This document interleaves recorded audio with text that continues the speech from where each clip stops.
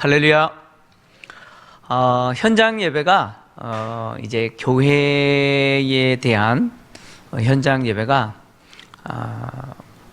수용 인원의 30% 이하로 대면할 수 있도록 허용이 됐습니다. 갑자기 제가 무슨 생각을 했냐면 갑자기 한국 교회가 중국의 3자 교회가 된 것 같은 그런 느낌이 지금. 국가가 이래라 그러면 이래야 되고 저래라 그러면 저래야 되고 참 속이 상하기도 합니다. 그래도 교회의 대면 예배가 회복되었잖아요. 이게 완전하게 회복될 수 있으려면 교회 안에 확진자가 나오면 절대 안 됩니다. 절대 안 됩니다. 뭐 우리는 괜찮겠지. 제가 이야기했잖아요. 이 바이러스가, 코로나 바이러스가 지도 예수 믿고 싶어서 그런지 교회만 온다니까요. 저쪽으로 안 가요. 그래서 교회가 어느 때보다 주의해야 돼요. 정말 조심해야 됩니다. 지금 방역을 진짜 잘해야 됩니다. 그래야 세상이 우리를 그렇게 아주 이상한 눈으로 안 봅니다. 더 이상 세상이 교회에 대해서 할 말이 없어야 돼요. 할 말이 없어야 돼요. 그래서 여러분 방역을 더 신경 써주시고요. 마스크 착용 잘 하셔야 돼요. 마스크 착용 잘 하시고, 또 저희 교회가 지금 이게 사실 밀폐된 공간 아닙니까? 그래서 공조기를 만들었습니다. 환기할 수 있도록, 실내 공기를 밖으로 빼낼 수 있도록 다 했습니다. 그래서 중간중간 한 분씩 이렇게 환기를 시켜주셔야 돼요. 방송실에서 담당자에게 잘해서 중간중간 한 분씩 공기가 환기될 수 있도록 해 주셔야 돼요. 얼마 전에 미국에서 실험을 했어요. 비행기에서 만 원이라 그래요. 모든 승객이 다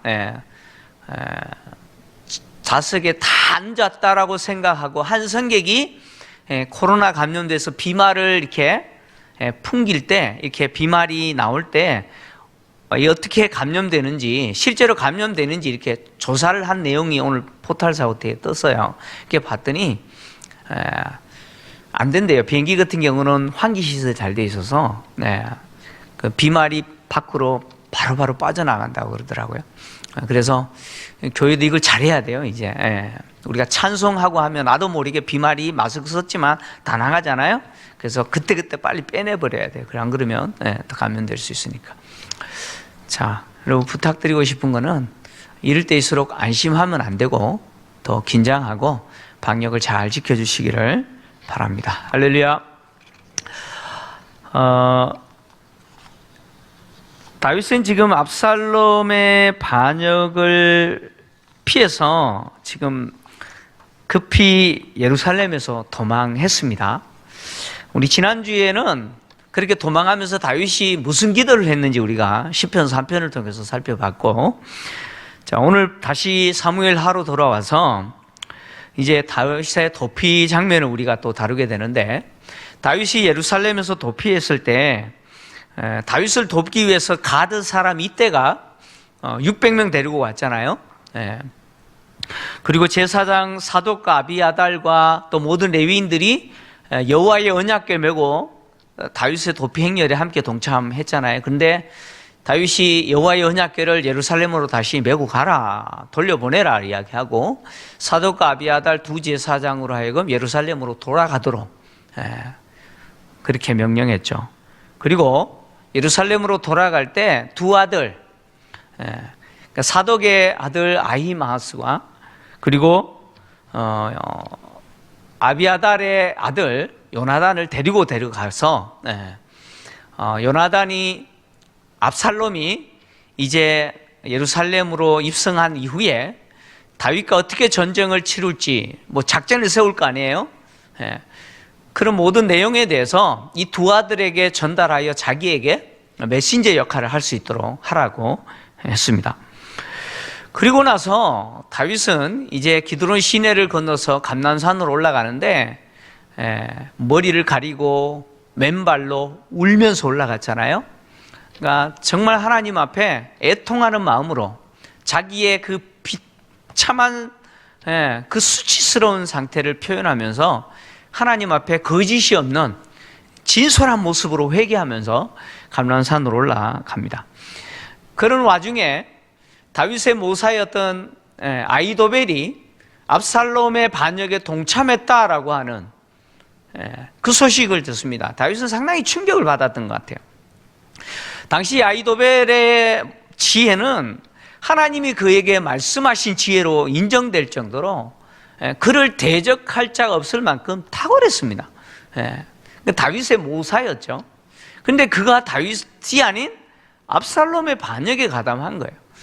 그래서 다윗은 그 소식을 듣고 충격을 받았을 뿐만 아니라 즉시 하나님께 기도했죠. 하나님만이 아히도벨의 모략을 어리석게 만들 수 있는 거죠. 하나님이 아니고는 사람으로서는 할 수 없다는 거죠. 그래서 하나님이 아히도벨의 모략을 어리석게 만들어 달라고 기도했어요. 그러니까 이 다윗이 감람산을 올라가면서 맨발로 올라가면서 얼마나 기도했겠어요, 그죠? 얼마나 기도했겠어요. 네.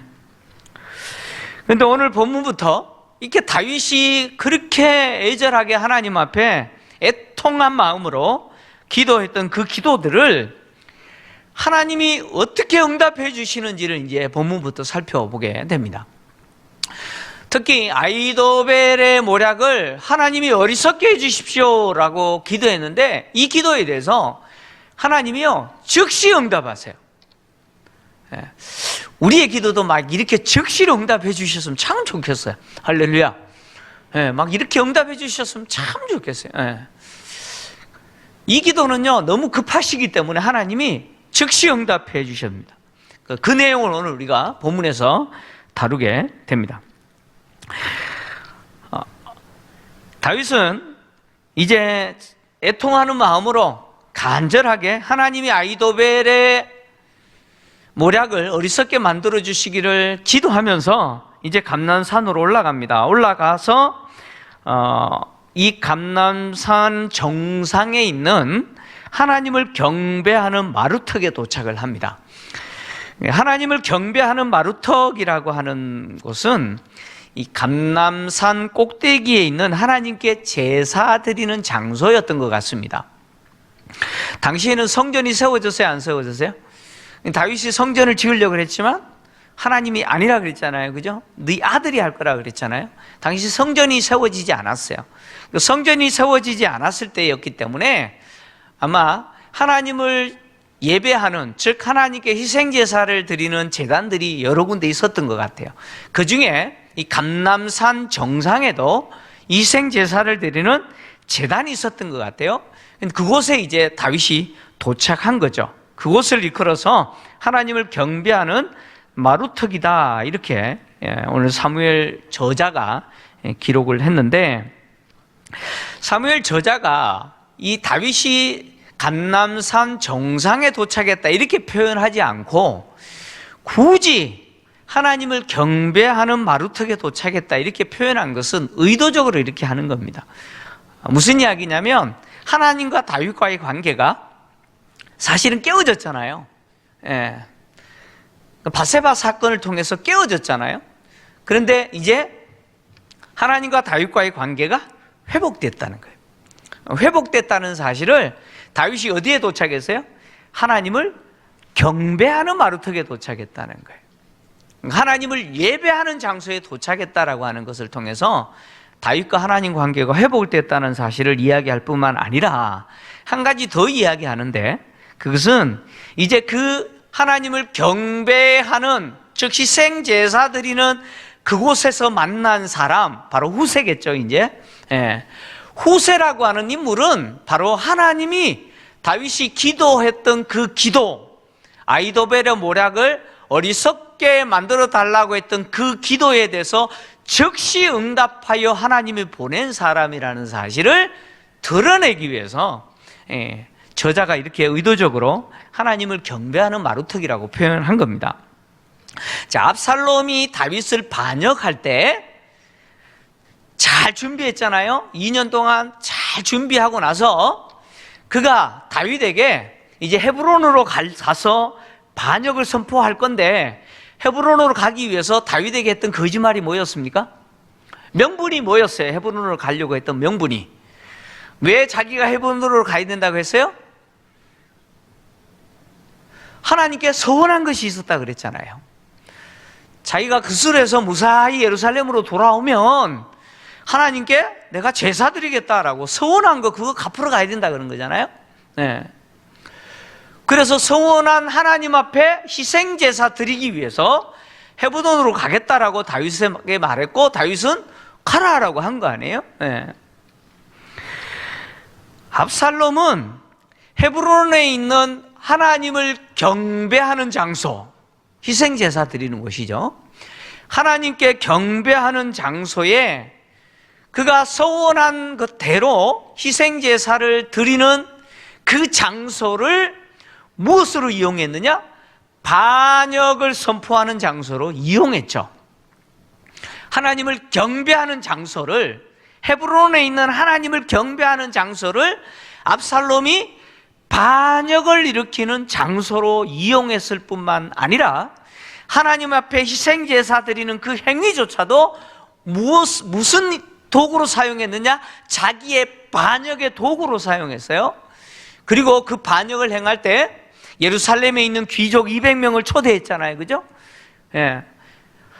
하나님께 경배하는 장소를 반역의 장소로 이용하고 그 장소에 그 반역에 동참하는 사람들을 초대했고, 그 초대한 사람들 가운데 누구도 있었어요? 바로 다윗의 모사인 아히도벨이 있었죠. 자, 잘 보세요. 지금 저자가 지금 무슨 이야기를 하는지 여러분 잘 보십시오. 압살롬은 하나님을 경배하는 장소에 도착해서 하나님을 경배하는 척하면서 반역을 선포하고, 그 경배하는 장소에 자기를 도와서 이 반역을 성공하기 위해서 누구를 초대했어요? 누구를요? 아히도벨을 초대했어요. 압살롬이 아히도벨을 초대했던 이유는 뭐냐면, 아히도벨의 도움이 없으면 이 반역 성공 못한다는 거예요. 그러니까 아히도벨이라고 하는 다윗의 모사가 자기 편이 되지 않으면, 자기를 돕지 않으면 이 반역을 성공할 수 없다는 거예요. 그래서 아히도벨을 헤브론의 여호와를 경배하는 그 장소에 초대하여 반역에 동참하게 만들어 버렸죠. 근데 반대로 다윗은 감람산에 있는 여호와를 경배하는 그 장소에 도착해서 후세를 불렀어요? 후세가 스스로 왔어요? 성경 저자가 지금 말하고 싶은 것을 여러분 보셔야 돼요. 여호와를 경배하는 장소 마루턱에 도착했을 때 다윗이 후세를 초대했어요? 아니면 후세가 먼저 와서 기다렸어요? 저를 쳐다보면 답이 없죠. 성경을 쳐다보면. 자, 성경을 보시면요, 다윗이 후세를 오라고 한 게 아니에요. 보시면 후세가 먼저 여호와를 경배하는 장소에 와서 다윗을 돕기 위해서, 다윗의 피난 행렬에 함께 동행하면서 다윗을 돕기 위해서 먼저 온 거예요. 다윗을 기다리고 있었어요. 이 차이가 뭔지 이해하시겠어요? 압살롬은 헤브론에서 여호와를 경배하는 장소에서 반역을 선포하고, 그 반역을 성공하기 위해서는 다윗의 모사인 아히도벨을 속여서 그곳에 오게 만들어서 자기의 반역에 가담하게 했는데, 그래서 자기를 돕는 자로 만들었는데, 다윗은요, 자기를 돕는 자로 후세를 감람산에 있는 여호와를 경배하는 장소에 오게 한 게 아니라는 이야기예요. 누가 왔어요?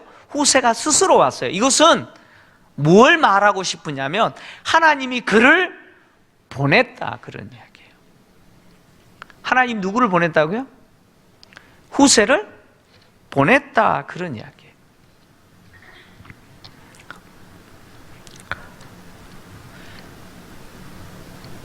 후세는 하나님이 다윗을 돕기 위해서 보낸 사람이라는 사실을 이제 뒤에 보면 분명하게 드러납니다.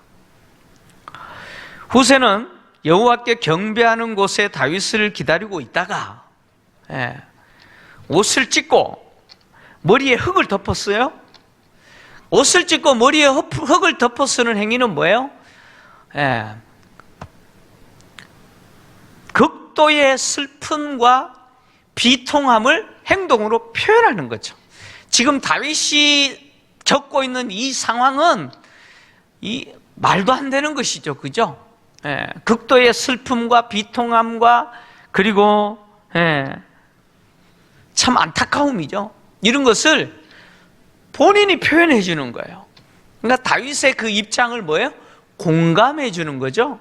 공감해 주는 거예요. 성경은 후세라는 인물을 소개하면서 뭐라고 소개했냐면 아렉 사람이다 이렇게 소개합니다.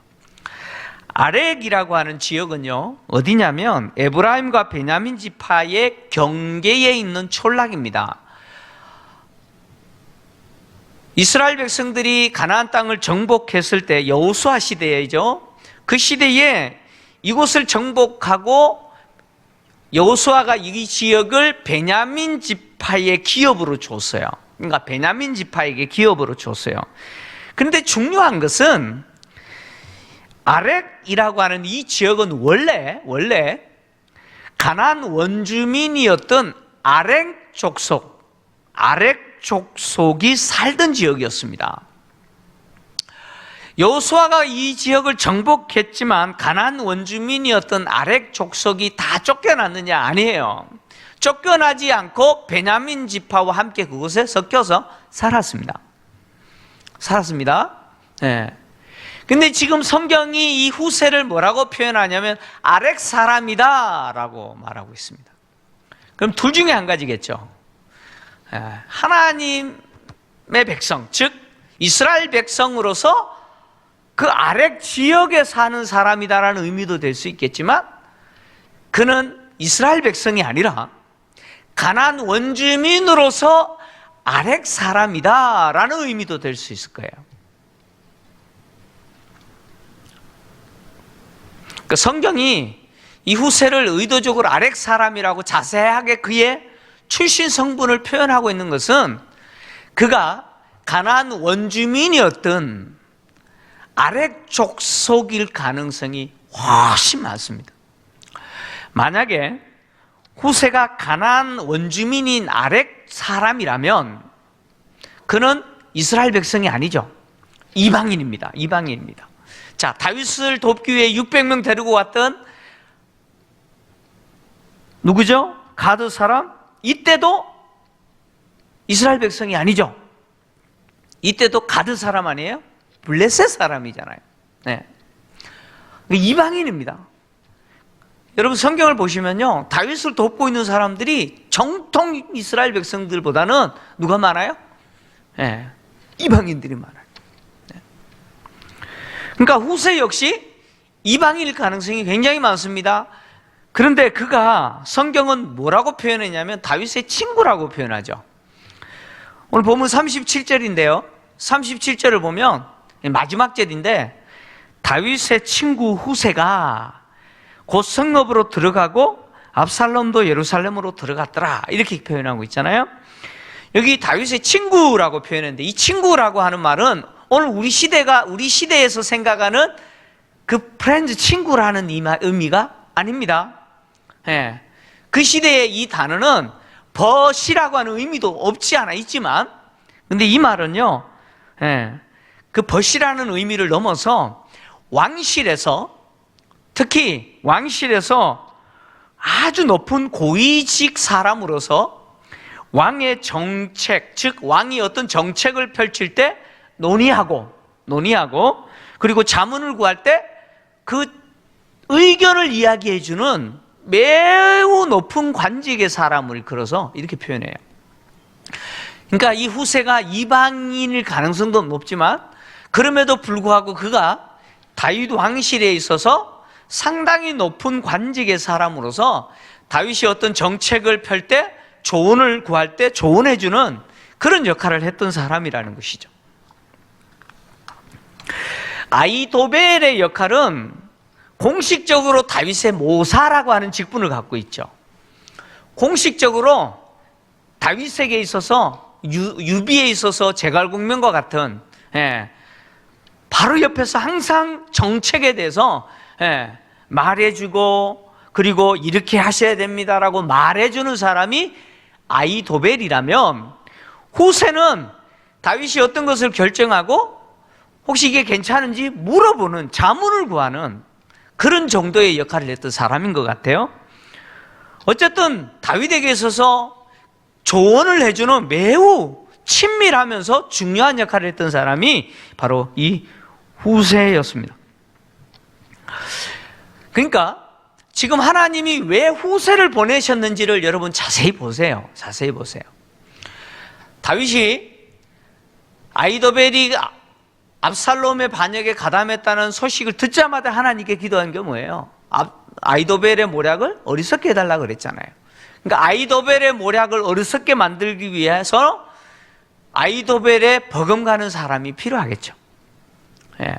하나님은 그 사람을 준비하셨는데 그가 누구라는 이야기예요? 후세라는 사람을 하나님이 딱 준비하셔서 다윗을 만나게 하셨다는 거예요. 이곳에서 다윗을 만났는데 다윗은요, 후세가 자기를 따라가는 것에 대해서 거절합니다. 거절해요. 사실 다윗의 입장에서 지금 압살롬과 전쟁을 벌일 때 모사가 있어야 되잖아요, 옆에서. 여러분 그렇지 않나요? 다윗이 지금 무슨 작전을 펴고 압살롬이 무슨 전략을 가지고 오면 그 전략에 대해서 어떻게 맞설지 나름대로 조언을 해주고 뭔가 방법을 해주는 그런 책사들이 옆에 있어야 되잖아요. 있어야 되잖아요. 그러니까 후세가 다윗을 따라서 피난길을 동행하면서 다윗을 도와주면 다윗에게 있어서도 얼마나 큰 힘이 되겠어요? 근데 다윗이 후세가 함께 가는 것을 거절해요. 뭐라고 이야기하냐면 네가 나와 함께 가면 짐이 된다 이렇게 이야기해요. 여기 나와 함께 가면 누를 끼친다 이렇게 표현했는데 이 누를 끼친다라고 하는 말은 무슨 의미냐면 무거운 짐이 된다 이렇게 번역한 거예요. 무거운 짐이 된다. 네가 나와 함께 가면 너는 나에게 있어서 무거운 짐이 된다 이렇게 이야기해요. 무거운 짐이 된다는 말이 무슨 의미일까요? 다윗은 왜 무거운 짐이 되는지 이유를 설명하지 않아요. 뭐 추측하건대 지금 다윗이 상당히 고령 아니에요? 지금 다윗의 노년의 이야기예요. 그러니까 후세가 다윗과 버금가는 나이를 가졌다면 그 피난길 걸어가는데 참 쉽지가 않죠. 뭐 같은 두 노인이 지금 도망간다는 게 쉽지가 않잖아요. 그러니까 짐이 된다 이렇게 말했을 수도 있지만 뭐 이유는 모르겠어요. 근데 무거운 짐이 된대요. 그래서 나를 따라오지 말라는 거예요. 도리어 예루살렘에 그대로 남아있어라 이야기합니다. 예루살렘에 남아있어서 무슨 역할을 해야 되느냐? 압살롬 편에 서서 압살롬을 위해서 일하는 게 아니라 나를 위해서 일해라. 자, 잘 들으셔야 돼요. 오늘 우리가 들어야 될 메시지입니다. 지금 다윗이 후세에게 뭐라고 이야기하고 있냐면 압살롬 편에 서서 압살롬을 위해서 일하지 말고 누구를 위해서? 나를 위해서 일을 해라. 그래서 어떻게 하느냐? 예루살렘으로 들어가서 이제 압살롬을 환영하되 뭐라고 이야기하느냐? 왕이여, 내가 당신의 종입니다. 전에는 당신의 아버지의 종이었는데 이제는 당신의 종입니다. 이렇게 말하라는 거예요. 그렇게 말하면 압살롬이 박수치면서 환영하겠다는 거예요. 이 후세라고 하는 사람이 어떤 인물인지 압살롬이 알까요? 모를까요? 알까요? 모를까요? 모를까요? 너무 잘 알죠. 후세가 어떤 사람인지 압살롬은 너무 잘 압니다. 이제 뒤에 가면은 잘 알아요. 그 이야기합니다. 네가 내 아버지의 친구인데 왜 나한테 왔느냐 그러면서 말을 해요. 이 후세가 다윗에게 있어서 굉장히 중요한 사람이라는 거 압살롬 너무 잘 알아요. 그런데 그렇게 중요한 후세가 다윗을 따라가지 않고 자기에게 왔어요. 자기에게 왔어요. 그러면 압살롬의 입장에서 이 압살롬이 얼마나 기고만장하고 교만한지 의심할까요, 안 할까요? 의심 안 해요. 압살롬은 착각합니다. 뭐라고 착각하냐면 아버지의 최측근들이 지금 아버지를 버리고 누구에게 와요? 자기에게 오고 있잖아. 그죠? 자기를 지지한대요. 그러니까 이 쿠데타는 끝났다는 거예요. 이미 이제는 끝났어요. 아버지는 이제 절대 회복 못한다. 왜? 아버지의 친구라고 알려지는 후세까지도 자기에게 와가지고 당신의 종입니다라고 머리 숙이고 당신을 섬기겠습니다. 후세가요 그렇게 하자 압살롬이 나중에 박수치면서 환영해요. 전혀 의심하지 않습니다. 다윗은 그걸 아는 거예요.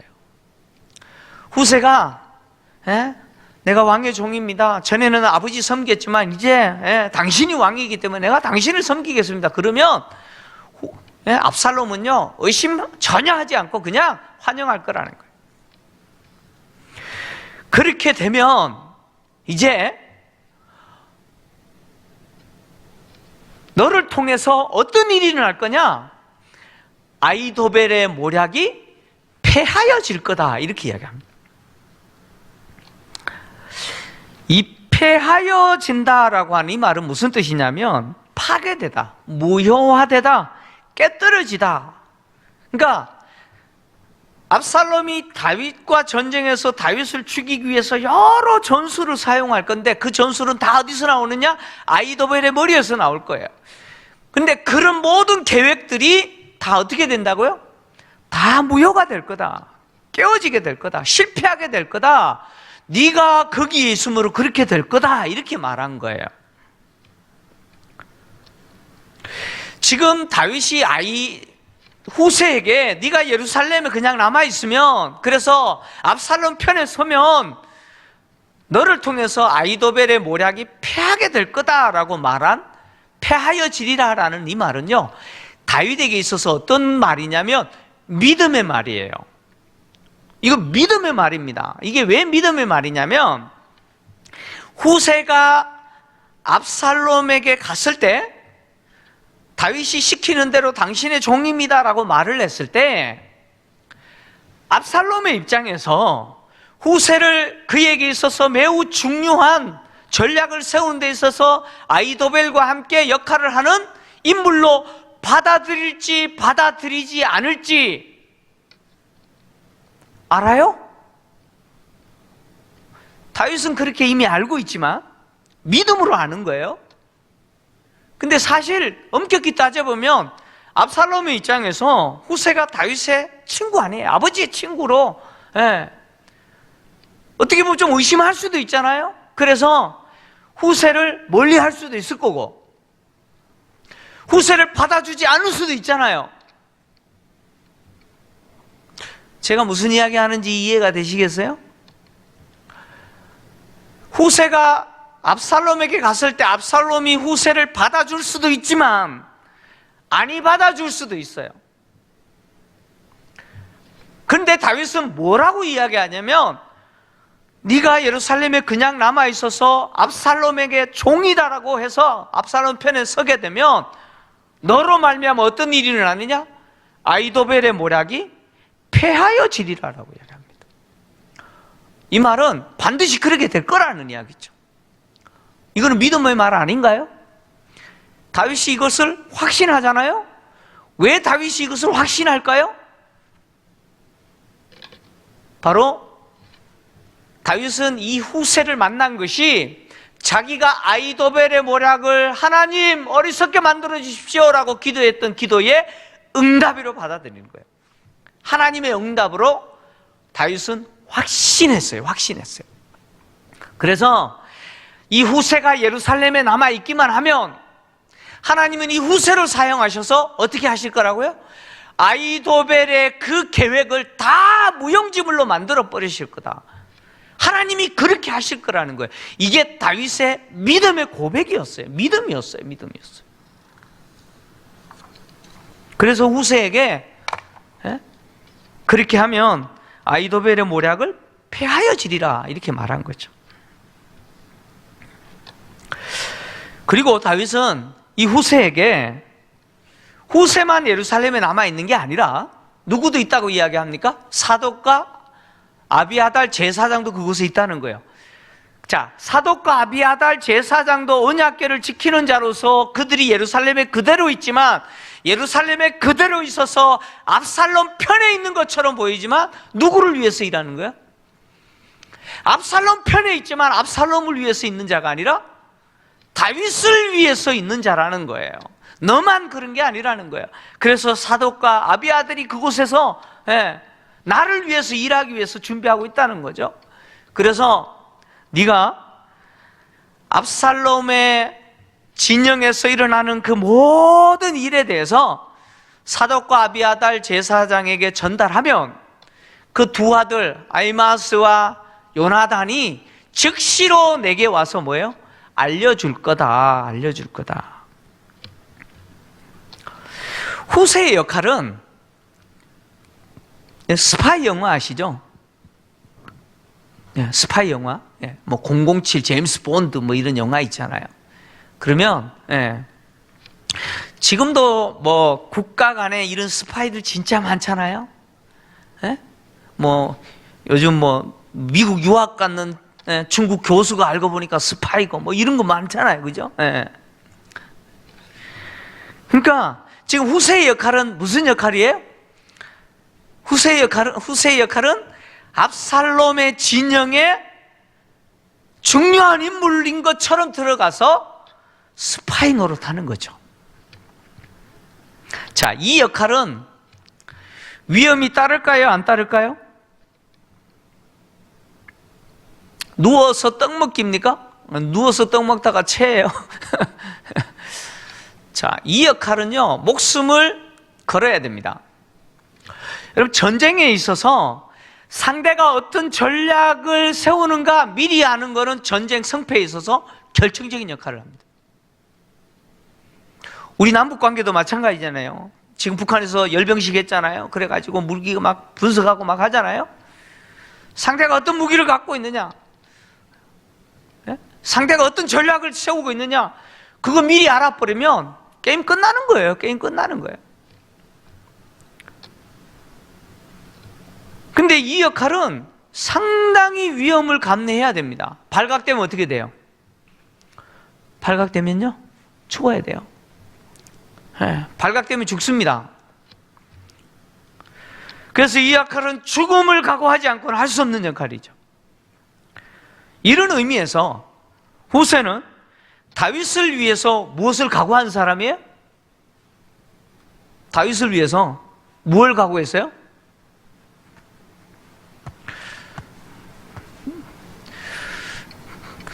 너무 침묵하시는 것 같아요. 죽음을 각오했죠. 다윗을 위해서 죽음을 각오했습니다. 죽음을 각오하고 지금 예루살렘에 남아 있어야 돼요. 후세는 다윗의 요청을 수락해요. 그리고 예루살렘으로 들어갑니다. 후세가 예루살렘으로 들어가자 압살롬도 곧 예루살렘으로 들어갔어요. 자, 이거 보세요. 후세가 다윗이 요구한 일을 위하여서 예루살렘에 들어갔다라는 말은 다윗을 돕기 위해서 위험한 일을 내가 기꺼이 감내하겠다, 목숨 내가 기꺼이 희생하겠다라는 각오로 들어갔다는 이야기고, 그리고 즉시로 행동으로 옮겼다, 그런 이야기입니다. 왜 이렇게 빨리 행동으로 옮겼을까? 그 이유가 있죠. 바로 압살롬 때문입니다. 후세가 예루살렘으로 먼저 들어가야 돼요. 후세가 예루살렘에 먼저 들어가서 압살롬을 환영해야 돼요. 어서 오십시오 라고 환영해야 돼요.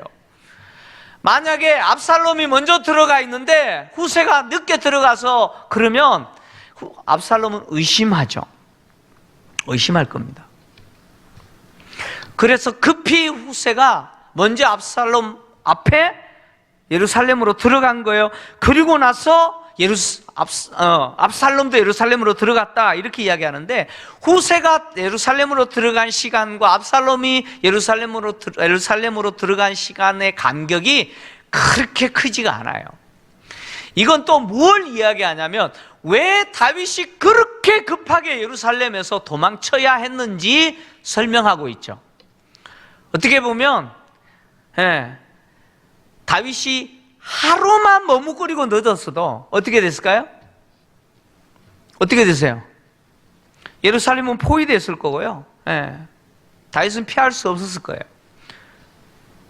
그만큼 압살롬이 빠르게 예루살렘을 진격해왔다는 거죠. 후세가 다윗을 돕는 역할을 위해서 이제 예루살렘으로 들어갔는데 앞에서도 이야기한 것처럼 이것은 목숨을 던져야 됩니다. 그럼에도 불구하고 그는 다윗을 돕기 위해서 기꺼이 희생할 각오로 합니다.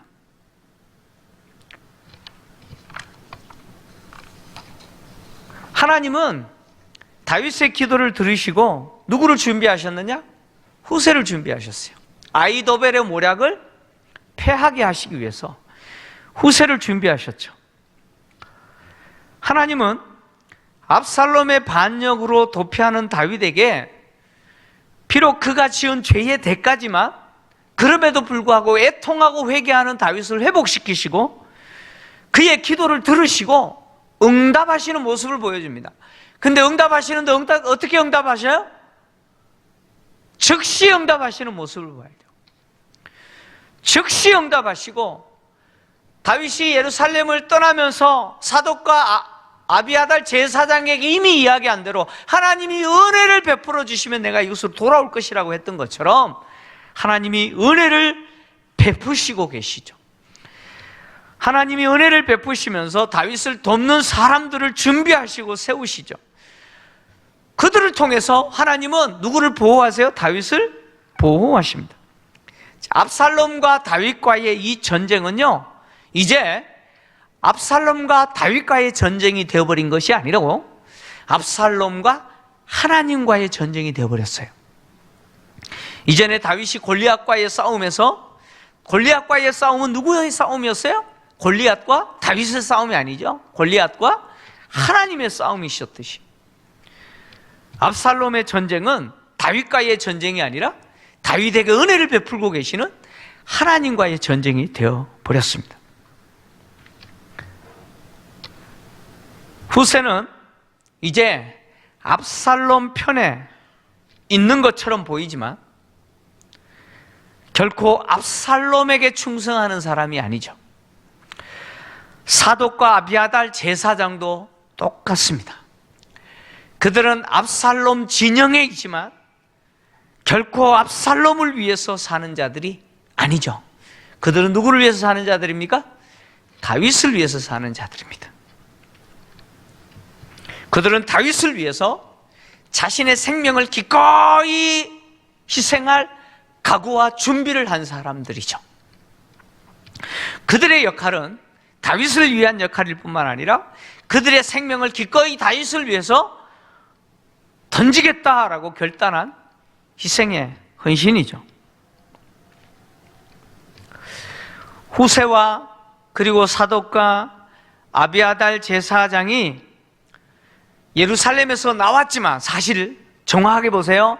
예루살렘에서 나왔지만 다윗이 다시 예루살렘으로 보낸 자가 되어져서 그 예루살렘에서 압살롬을 위한 자가 아니라 바로 다윗을 위한 자로, 다윗을 위해 살아야 되는 자로 예루살렘으로 보냄받은 것처럼, 여러분, 우리 그리스도인들도 똑같습니다. 그리스도인들도요, 세상으로부터 나왔어요. 아멘입니까? 그리스도인 역시 세상으로부터 부름받은 자들이에요. 주님 우리를 세상으로부터 부르셨죠. 세상에서 나왔지만 우리를 부르신 주님이 다시 세상으로 가라 해서 세상으로 보냄받은 사람들 아닙니까? 그래서 세상에 속해 있는 것처럼 보이고 세상에서 살아가지만 세상을 위해서 세상에 충성하는 자들이 아니라 누구를 위해서요? 바로 그 다윗의 후손인 예수 그리스도를 위해서 기꺼이 내 목숨을 드리겠습니다, 희생을 각오하면서 주님을 위해서 살아야 되는 자들 아닙니까? 요한복음 20장 21절을 보면 주님이 세상에서 부르신 제자들을 향해서 이렇게 말하죠. 예수께서 또 이르시되 너희에게 평강이 있을지어다. 아버지께서 나를 보내신 것 같이 나도 너희를 보내노라. 어디를 보낼까요? 요한복음 17장 18절 주님이 하나님 앞에 대제사장적 기도를 하시면서 이렇게 기도합니다. 아버지께서 나를 세상에 보내신 것 같이 나도 그들을 세상에 보냈고. 우리는 세상으로부터 나왔지만 우리를 부르신 그분이 다시 세상으로 가라라고 하셔서 우리는 세상에 있는 거예요. 우리는 세상에 속해 있는 것처럼 보이고 세상에서 살아가지만 세상을 위해서 사는 자들이 아니라 우리를 세상으로 가라라고 명령하신, 나를 위해서 역할해라 라고 말씀하신 그분의 사명을 감당하기 위해서, 그분을 위해서 내 목숨을 기꺼이 드리겠습니다 각오하면서 그분이 맡긴 기이한 사명 감당하기 위해서 세상에서 오늘도 살아가는 자인 줄 믿습니다. 믿습니까? 우리는 그런 자들이에요. 우리가 살고 있는 세상은요, 치열하게 오늘도 영적인 전쟁이 벌어지는 현장 아닙니까?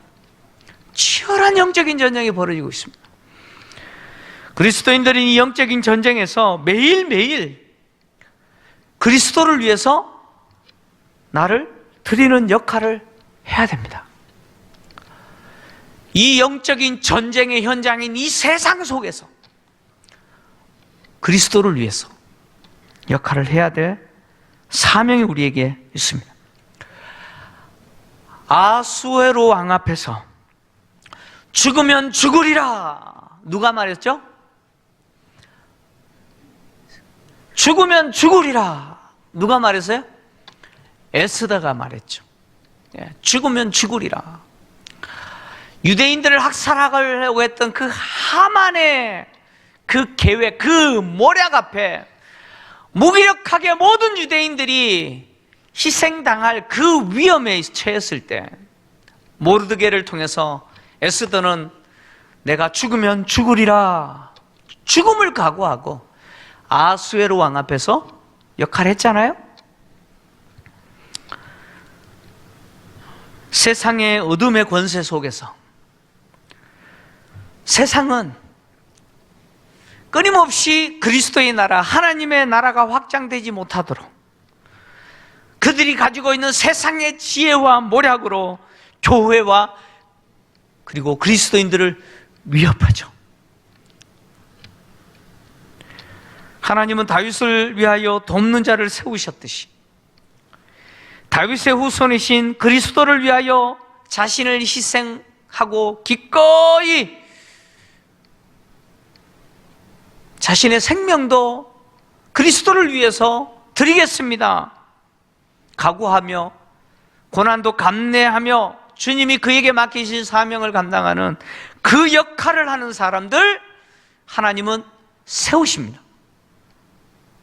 저는 그 역할을 하는 사람들이 바로 이 자리에 기도하기 위해서 오신 저와 여러분이라고 믿습니다. 아멘입니까? 왜 이 말씀을 우리에게 주실까요? 우리가 세상 속에 살면서 세상을 위해서 사는 자가 아니라 누구를 위해서 사는 자예요? 우린 자꾸 잊어버려요. 세상 속에서 내가 그리스도를 위해서 살아야 되는 자라는 사실, 나를 세상에 보내신 자, 나를 세상에 보내신 그 그리스도를 위해서 내 목숨과 나의 모든 것을 들여서 내게 주신 그 사명을 감당하는 역할을 해야 된다는 것을 자꾸 잃어버리고 살아요. 그래서 세상 속에서 먹고 마시고 무엇을 먹을까 무엇을 마실까 온통 여기에 관심이 있고 여기에 함몰되어서 살아가고 있는 우리의 모습을 보잖아요. 여러분 기억하셔야 돼요. 세상 속에서 우리의 역할은 세상에서 잘 먹고 잘 사는 거 아닙니다. 잘 먹고 잘 사는 거 아니에요. 잘 먹고 잘 사는 것 하나님 주신 은혜지만 그게 목적이 아니에요. 하나님이 우리에게 갖고 계신 그 목적은 그리스도의 나라가 이루어지도록, 무너져가는 그 다윗의 왕국이 무너지지 않도록 하나님이 끝까지 언약을 세우시고 지키고자 말씀하셨던 그 다윗의 언약을 확고하게 붙들고 그 언약 가운데 다윗의 왕국이 세워지도록, 무너지지 않도록, 다시 회복되도록 하는 역할을 하나님이 사독과 아비아달과 후세를 통해서 일하시는 것처럼 오늘 이 시대의 그리스도의 나라, 하나님의 나라를 위해서 우리가 역할을 해야 되지 않겠습니까? 그래서 바울이 빌립보서에서 했던 이야기가 뭐예요? 우리의 시민권은 어디에 있다고 했어요? 어디 있어요? 우리의 시민권 어디 있어요? 하늘에 있다고 그랬죠. 우리는 세상 나라에 살지만 세상 나라에 속한 사람이 아닙니다. 우리는 하나님의 나라를 위해서 살아야 될 사람들이에요. 오늘 기도하실 때 내가 지금 무엇을 위해서 사는지 여러분 스스로 좀 보시면서 기도하시기 바랍니다. 하나님, 내가 하나님의 나라를 위해서 살겠습니다. 나를 세상에 보내신, 나를 세상에 가라라고 말씀하신 그 주님을 위해서 내가 사는 자가 되게 하시옵소서. 내가 하루에 눈을 뜨고 호흡하고 살아가는 모든 순간순간이 나를 위한 것이 아니라 나를 부르시고 보내신 그 주님을 위해서 사는 삶이 되게 해주십시오. 기도하는 저와 여러분 되기를 주의 이름으로 축원합니다.